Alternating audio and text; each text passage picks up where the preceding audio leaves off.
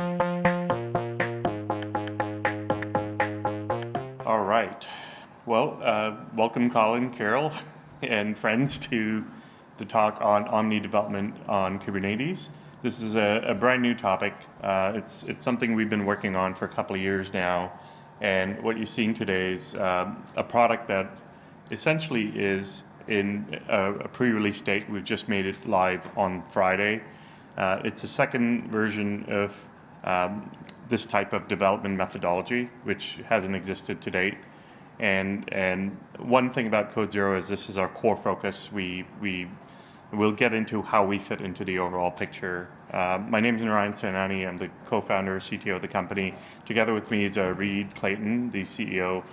We came in from Vancouver. That's where we're based, but our engineering is all over the world, Melbourne, Poland, Vancouver.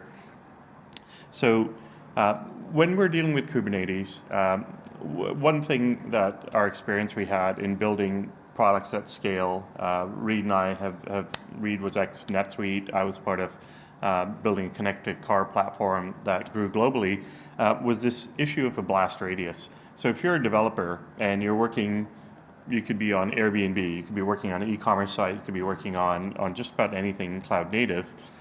You're typically responsible for a single domain. You might be responsible for the billing API or product catalog or shopping cart, those type of things.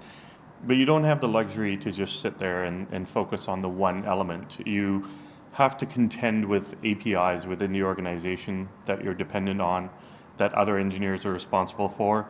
And over time, that complexity tends to grow. It's rare that even organizations that we've worked with that start with 4 or 5 services, that complexity grows as time goes on. The former environment we're in, Connect a Car platform, we just started with location tracking. We just wanted to tell you, where's your car? This is back in 2011. Where's your car at any given time? Fast forward 6 years later, we were doing 32 different things: engine health, driver behavior. We were getting data for insurance companies. We were doing crash detection, all that type of stuff. So the blast radius of our product got extremely complicated. And we're finding companies that start with 5, 6 different services have the same experience. Your product complexity blast radius grows. And now, as a developer, you're typically working, this is very common, most companies we work with have some sort of a remote environment and a local environment that you're working on. And today, the common established practice is you replicate that locally somehow, typically using Docker Compose or some other local instrumentation. And here are some of the challenges. This from the Cloud Native Foundation. Even if organizations started with a very simple 5 or 6 service architecture, 80% of organizations are starting to push 50 microservices or more. That's 6,000 members in the Cloud Native membership domain. They're starting to see this proliferation, and 2/3 of these organizations are pushing over 200 services. So as a developer and as an ops team supporting that developer, here's your problem. You need a lot more engineering to be able to maintain these local environments. You're typically mocking them, so your local doesn't really match where your software actually runs. And what we came along and said was, well, why is there so much emphasis on the containers and the circles? What about these lines of traffic going across them? And service meshes and VPNs have existed for a while, and a lot of companies we knew use VPNs into the cluster. Nick and Marty, who were the keynote speakers, Nick was trying to solve this problem at Reddit, and at Twitter. And at Twitter, they had an internal tool where they started to use VPNs to try to do this. And effectively, what you're doing is, I just want to work on that one service that I'm working on locally, and everything else, all my other dependencies, can be in some production or pre-production environment. So this is where the concept of Omni development came up, which is the reason we called it Omni is having this awareness of not just what's in these environments, but what's potentially running on your colleagues' machines at any given time. So how does this practically work? We had an initial concept and version of this live about 1.5 years ago. And over the past year, about a dozen companies have been using it and they vary in size. They're on the low end, 15, 20-person organizations, on the high end, 200-person dev teams, to see how this could actually work from a productive standpoint. But what are some of the core concepts when you're looking at an individual service that you're working with? You have a service running in a cluster, and there are typically, the traffic to that service. You've got upstream services sending inbound traffic into it, and unless your service is a leaf service where it has, it's the tail end of something like a database, you potentially have downstream services that are running. And typically as a developer, you want to replace that. You have a new version and you're enhancing it somehow. So terminology, we're trying to keep the jargon to a very minimum, but there is a default service that runs in some remote environment. And technically what runs locally, we call that a variant. So that's a variant as in, there's a billing API and I'm about to enhance it somehow. I'm trying to maybe add multi-currency to it or something like that. So you have this variant service. And now, in order to see how your service is going to work across the application, there's a deployment required. You may be able to do some local testing, but there are limits to that. And now, what if you could have that variant service and have colleagues consume that, and you could consume services that are either in the cluster or on your colleagues' machines, and you could also in real time serve up that variant. And you could work with that in real time without doing deployments. How would that work? That's been a problem we've been working on for a couple of years now. And we'll show you where we've gotten to in a practical sense in terms of how this could work. So one thing is, where does Omni development fit in your overall development toolchain? So on your left, you have your IDEs. I can't believe I've neglected VS Code, but I think everybody is aware of VS Code. And by the way, when I say IDEs, I'm including things like Replit and code spaces that are essentially cloud IDEs. So my definition of local is pretty broad. It's basically everything a developer uses to work with and edit their code base. And we're very familiar with CI/CD pipelines. The challenge with CI/CD pipelines is the best we've seen are like 15-minute deploy times. You typically put your functional and unit tests into that pipeline, and so your mean time before actually even testing something could be whatever it takes to deploy. And we're seeing companies do what we call micro deployments, which is rather than do a full-fledged deployment, perhaps they just package the one service you've changed, or maybe what they do is cut out a lot of the functional testing that's irrelevant. So those micro deployments happen. And then we see ourselves, frankly, talking in minutes is painful. As a developer, you recompile your code, that's in microseconds, milliseconds, even seconds. And you want your new variant to be in line with your dev environment immediately. So this is where we live. We're not here to displace any of your tool set. We feel that every organization is different. Look at your overall application process, and we could fit right in conjunction with these tools. So I'm going to get into core principles, and then we'll actually do a concrete example of how this works. So first of all, we feel that service names matter. If you have Mike's billing API and Joe's catalog, or that's typically not what you name things. They have very boring names in products. But those names should be the same across all your environments, which you already do with Kubernetes. You may have a namespace here and a second namespace, or even a second cluster. You'll still deploy using Helm or whatever, and you'd change the namespace, you wouldn't change the name. But the critical thing here is that local is not exempt from that. If you go across any organization, your local versus, you're going to have a lot of organizations using localhost all over the place, and then in pre-prod or prod, they'll have a different name. But we feel, first of all, starts with that creates a lot of configuration nightmares, just switching between the local and remote mindset. So that's a principle in terms of not having very different naming. And then lastly, a couple more. The other conceptual thought is that environments really represent data. So if you really think about what the difference between your production environment and a pre-prod environment is, production holds your live customer data versus test data, right? And if you're doing a schema change that you can't deploy to dev, you may do a feature branch, an ephemeral environment to test that schema change. So really what you're doing when you create environments is trying to encapsulate data that you don't want it mixing yet because you don't want to corrupt it or something along those lines.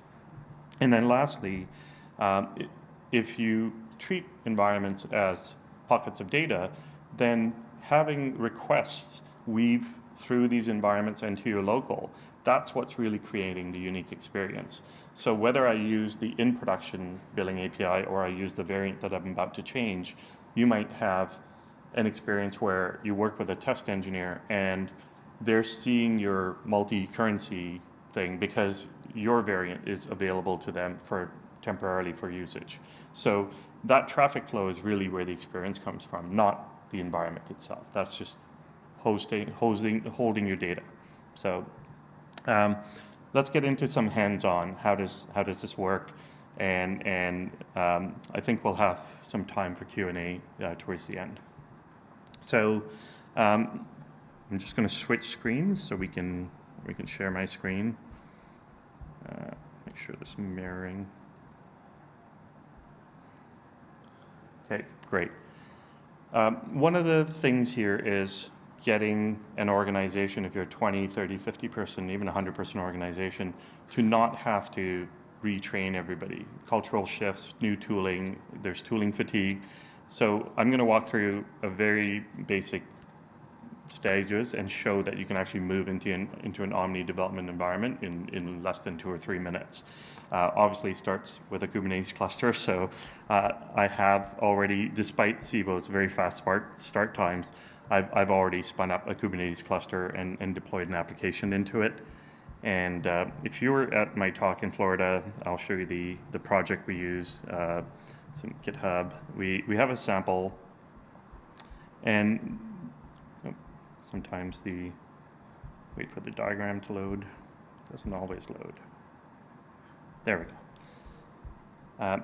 This project is meant to be illustrative. It's mostly useful for engineers in the sense that we only have one ingress point into the application. There's some sort of web component. There are various APIs that have dependencies, don't have dependencies. So this core API has a database. There's some WebSocket, and you can have all sorts of traffic. You could have TCP, UDP, HTTP, gRPC, WebSocket traffic all mixed in together. So that's your application, which is all represented here. Now, Codezero itself is available online. It's a web app. It's also available as a desktop app that you install. And effectively, what you want to do is take this Kubernetes cluster and make it available as a team dev environment. And we call that a team space, in contrast to like a code space, which would be an individual environment. So I'm going to come in and register. Actually, let's call this navigate. I'm going to create a navigate team space. And immediately, now this is just creating a logical name somewhere. This isn't creating a cluster for you. You have an existing cluster. So this Helm install effectively takes your Kubernetes cluster and tells Codezero, hey, this Kubernetes cluster is available for team development. So that Helm install, what it's done is installing some agents into your cluster.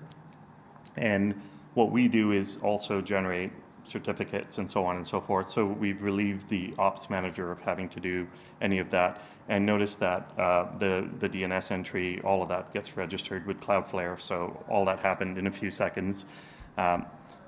And so you now have turned your Kubernetes cluster into a team space. Now, I walked through a sample project. Now, I have also done step 3, which is, in this case, you'd be deploying your application, not our sample, but you'd go about, the critical thing here is you'd go about deploying your application using your current ops practices. You would actually spin up your Kubernetes cluster using your current infrastructure as code or any other elements that you have. So, and the one other step left is to install the Codezero tooling locally. Now, Codezero V1 has been out for over a year, and we use the whole team's based out of Vancouver. We're sailors, and we sail across the islands there. So Paisley Island is our V2 code name. Anvil Island was V1. So, and this, in the next coming days, version 2 will actually be our default install, so you will not need that Paisley moniker at the end. So when you do a curl install of Codezero, two things will happen. You'll get version 2, and secondly, you will not have to do, everything I'm showing you here has CZ Control 2, but you'll just go to CZ Control very shortly. Once you're started up locally, there's a very straightforward login. So I'm already logged in, but what that would do is effectively do your handshaking with our hub. And at this point, let me show you one thing. So if I showed you my network setup, oops, and I'm on a Wi-Fi network, my current local DNS is whatever my ISP, the ISP at this conference hall is set up. But what I'm going to do is do a couple of things. I'm going to make sure that I've selected a space, and this navigate space is currently my selected space. I could have a cluster in Civo, I could have a cluster in GKE, I could have a cluster in Amazon. You'll have multiple clusters, and we actually figured out a couple of weeks ago how to detect the various clusters, so we'll start showing logos of the various cloud providers next to the name, so that'll make it easier to differentiate if you have, we encourage you having different clusters and environments. At this point, I'm just going to start Codezero, and I've got diagnostic logs for my benefit, but you won't see that. And now the daemon started. Now, what happened when the daemon came in is we actually put up our own local DNS.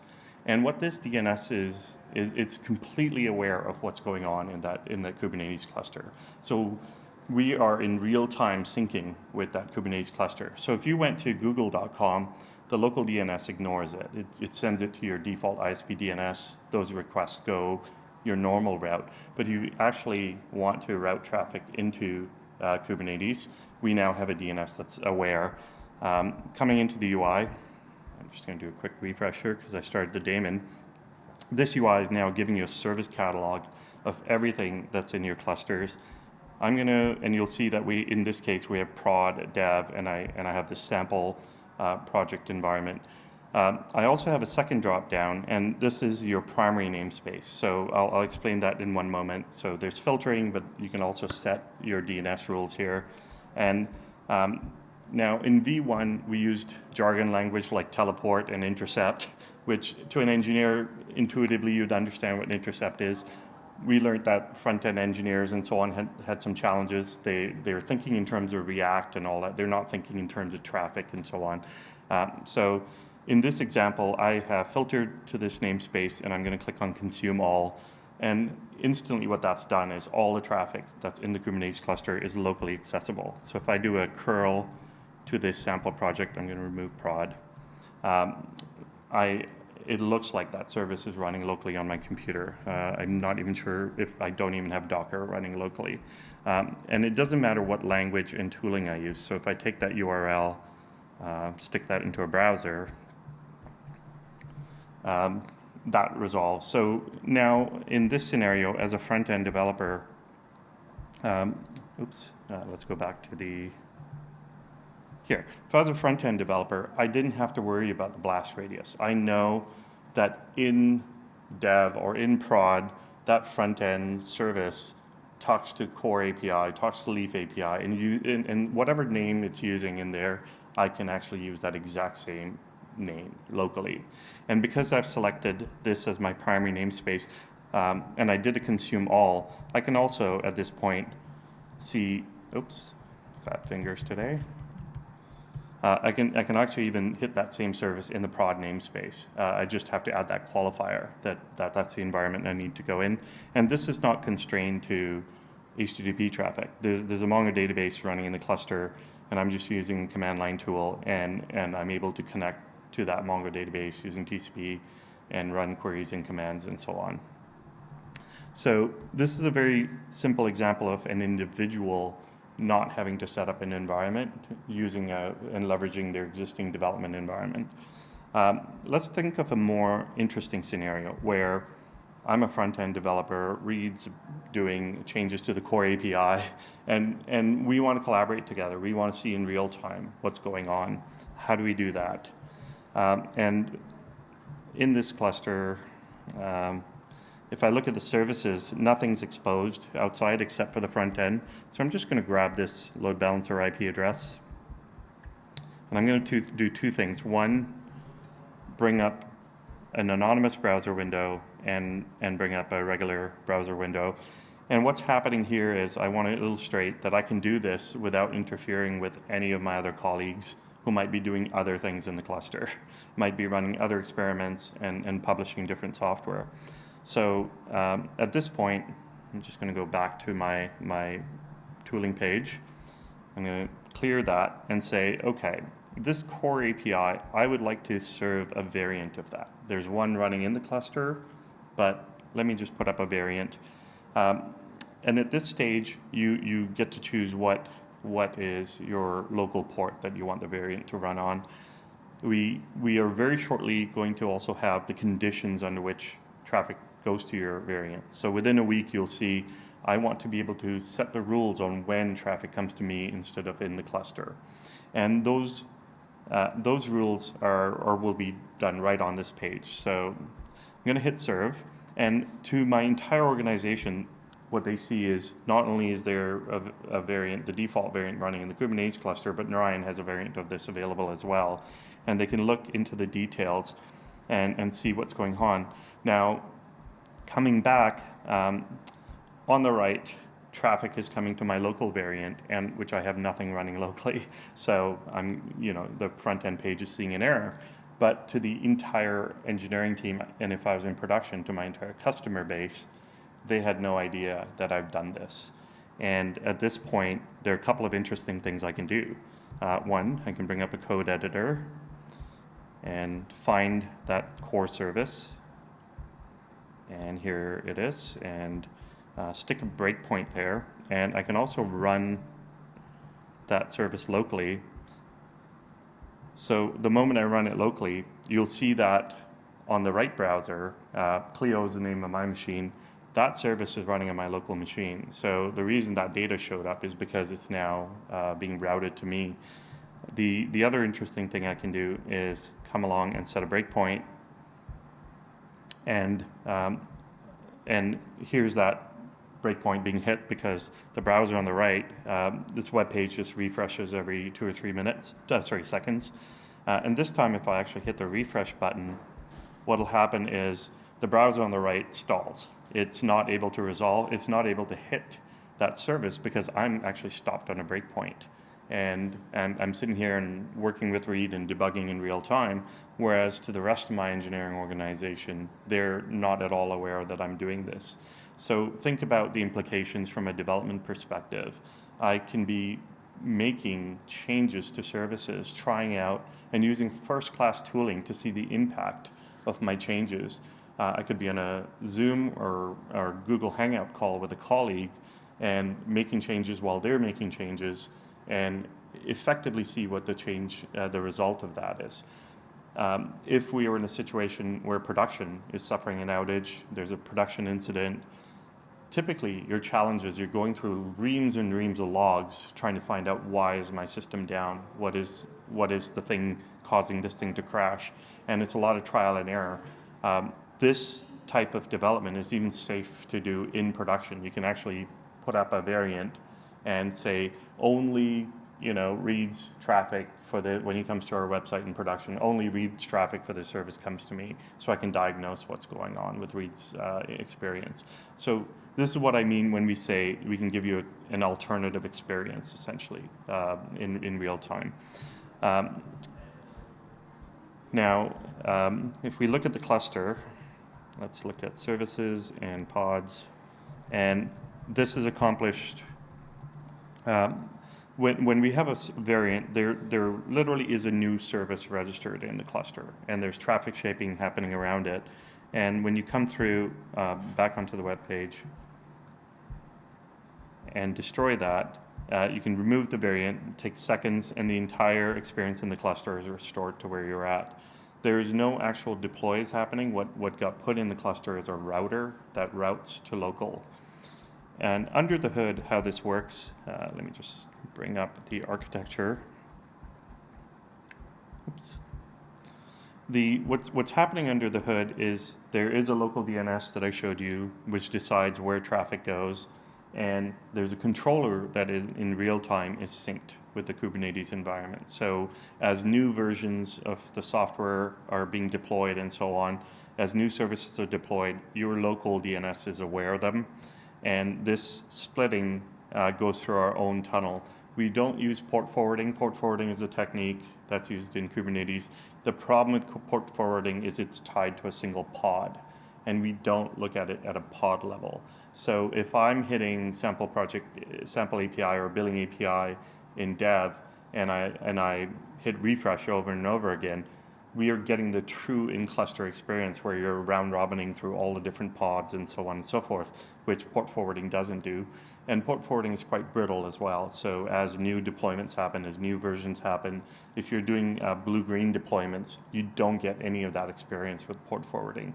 Whereas the way we're doing our tunneling in, you actually are tunneled into kubedns, and kubedns is responsible for routing as it is normally responsible for routing within the cluster. So let's just go back to our slides here. Okay. So as you can see, it didn't take very long to take an existing environment and convert it. Everything I've just shown you is also available through command line.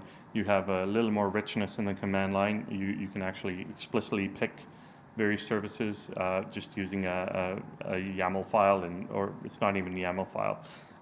It's literally, if you say, I want to consume */*, you're saying I want to consume in every namespace, every service. And you can use variations to create all sorts of interesting topologies. So at this point, that's the show and tell.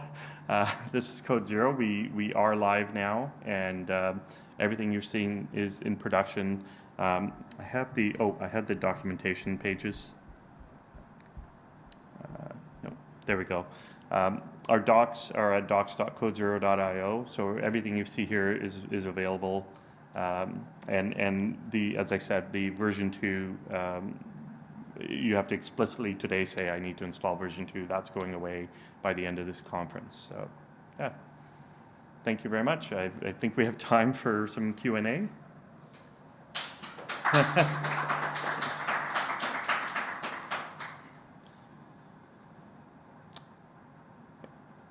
Any questions at all, or I can? Yes.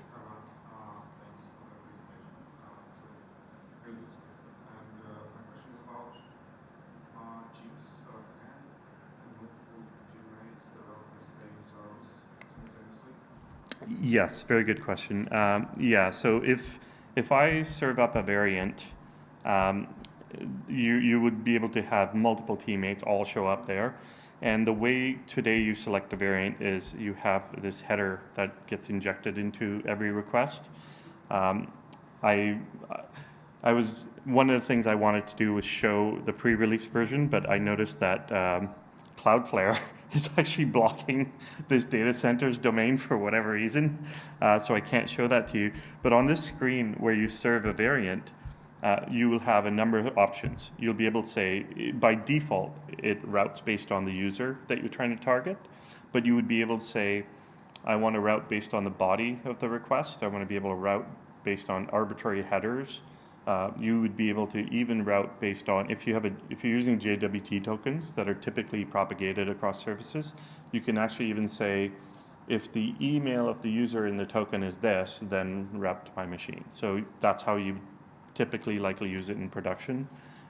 So yeah, so there are all sorts of conditions, and those conditions determine how traffic doesn't collide. So if you were to serve up a service, you'd have a different header than me, and that's how we keep things separate.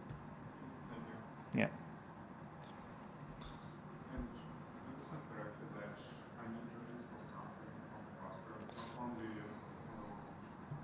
Yeah, let me show you that.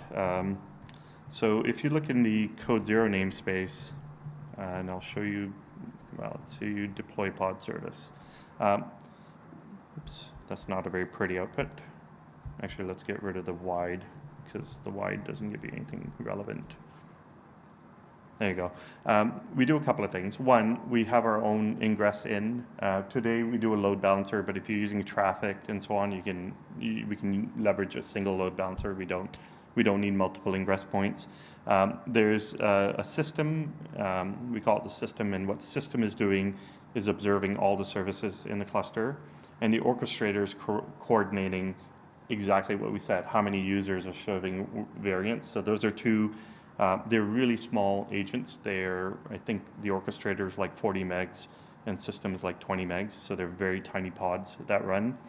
And we have a load balancer just doing SSL termination because it's just splitting traffic between that. So there isn't a lot of residue we put in the cluster, and that Helm install sets all this up. Yeah.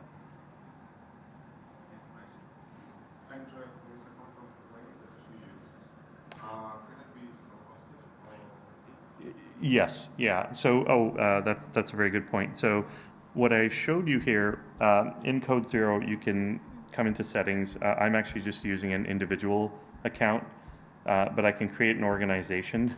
And here's Codezero. And once you're in an organization, you can invite colleagues to your team space, and as many members as you want. And you can set policies on, like, for example, I can do whatever I want, but Georg, my colleague, cannot touch production, for example.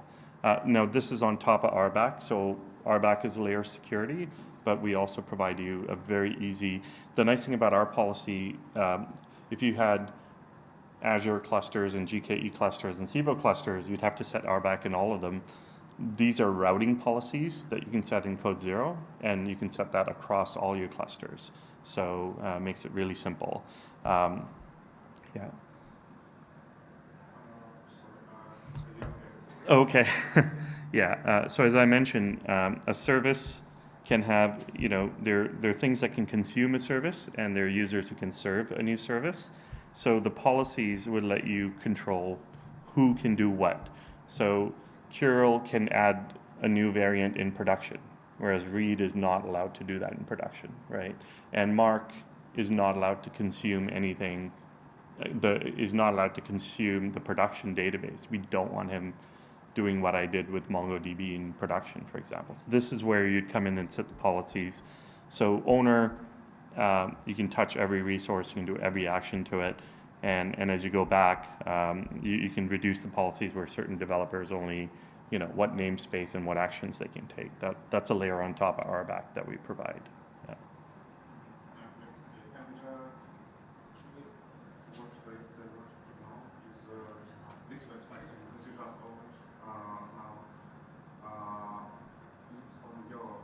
Oh, I see. So the whole hub, yeah, you can self-host. So at some point this year, we will have a self-host version. So one thing to understand is, even if our hub goes down, your dev team is not stranded. But our hub does have the policy and authorization, and yes, you can self-host the hub. Yeah, yeah. Yeah, and the hub is it's not part of the Helm chart I showed you. There'd be a separate Helm chart for self-hosting your hub. Yeah. So is it possible to keep all internal data within the company? Absolutely. Yeah, yeah. Now we have different tiers. So we have within an organization, you can start creating teams, and then you can have enterprises as well. At the enterprise tier is when you get to start self-hosting hub. You can give us some feedback on, there may be some limits on the team tier if you want to self-host the hub. That's just not available at the individual tier. At the individual tier, we have these two plans, and by the end of this conference, we're hoping to actually include a Civo cluster in that solo tier. We likely move up that price just by a little bit, but then you will get an actual dev cluster as well in that solo tier. Yeah. Yeah. And as I said, the agent and everything except for hub runs in your environment. So yeah.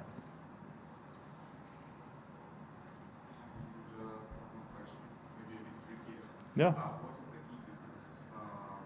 Dell presence, ERB, bridge to Kubernetes, and Sure. So we know the bridge to Kubernetes folks really well. That's why we call this team space to kind of complement code space. If you think about code space, that's where it's the same team at Microsoft that's aware of each other. The main difference is the actual architecture and implementation. We're not a black box platform. We're very focused on this Omni development feature set. Secondly, from a resiliency and robustness standpoint, our mission is to make this something you would be very comfortable using in production. Our mission also is to make this very scalable to teams of hundreds of developers. So everything we've written is written from scratch. We don't use HA proxy and Envoy and all that because those proxies, if you want to change the configuration, you have to restart them. You have to write a file, you have to change the file, and then restart the pod. You also, if you look at things like telepresence and so on, they change your local host file and so on. That doesn't scale. Everything I've shown you runs in memory. There's a local DNS. So when I showed you that sudo command showing you the network, this is the daemon running on 127. That's running locally, and that DNS in milliseconds updates when pods change in the cluster. So we don't have to write to your resolve.conf and things like that. The other pieces are the routers themselves are also non-restarting routers. So if you're in production and you want to serve a variant, well, imagine if that router had to restart, what's happening to that traffic in the meantime, right? Whereas what we do is that router is running, the configuration gets updated, and the traffic switches in nanoseconds. There's zero downtime. So this is a lot of where our effort has gone into from a resiliency and scale standpoint. Yeah. I can get into, there are other things too in terms of SSL termination, all that. When you come into serving a variant, you would also be able to hijack with TLS at some point. You'll be able to say, here's my condition and here's my certificates, or it's in these secrets, and you'll be able to hijack even SSL traffic. So, yeah. Yeah. To run service locally, perhaps I need to grab some secrets, volumes, articles, and To run the hub? manually, or Sorry, did you say to run hub? to run service component locally, I need to grab some secrets from the cluster, volumes. Yeah, so we had volume mounting and so on in V1, which we're about to add back into version 2. So one thing I want to say is you can actually use Codezero version 1 and 2 together. You don't, they will happily coexist. One thing we found is if you look at pods, you are able to run exec and get environment variables as well. So we had in V1 that you can mount environment variables locally into a file for your IDE. That's all coming into V2. At this point, our documentation will show you how to use the V1 CLI, so you can get environment variables and secrets and so on. Yeah. Just follow on that point. So when you're doing mobile development, you're still treating it like mobile development. So your secret management will still be done. However you're doing secret management today. You're being bad about it, just sharing a secrets file, or if you're using some more advanced using secret store, doing that starts at a local environment. You're still treating that the same way, even though that the only thing you're running locally is just that one process, your front-end process or back-end process. Yeah. Everything else is being run in clusters. You're not running all locally on your local machine, bringing it to its team. Yeah. Your approach is kind of the same as you would for any other non-Codezero implementation. Yeah, and this is basically under the hood in our environment grabber. This is the command that runs. You can actually pick any pod that a service points to and run env on it, and you get the secrets and config map merged together. So really our config map mount is just syntactic sugar over this this command. And the second thing are is it's a watched. So if that pod environment variables change, you also get updated. But you can do this yourself today. It's just a matter of adding the convenience command to CZ control as well. So, yeah. Thank you.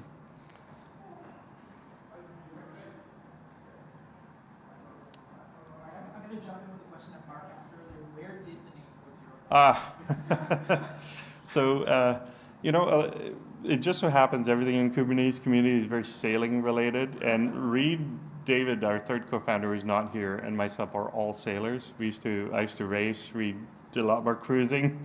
You did some racing, right, Reed? Yeah. David's actually crossed an ocean 3 times.